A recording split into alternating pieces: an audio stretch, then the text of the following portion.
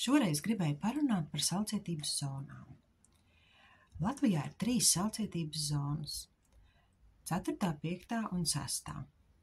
Bieži vien pērkot augus, mēs neiedomājamies, kā tie būs piemēroti mūsu dārziem.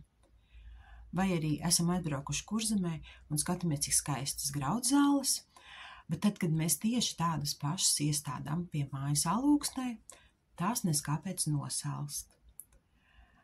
Tāpēc vajadzētu pievērst uzmanību augiem, kas ir piemēroti tavai saulcietības zonai.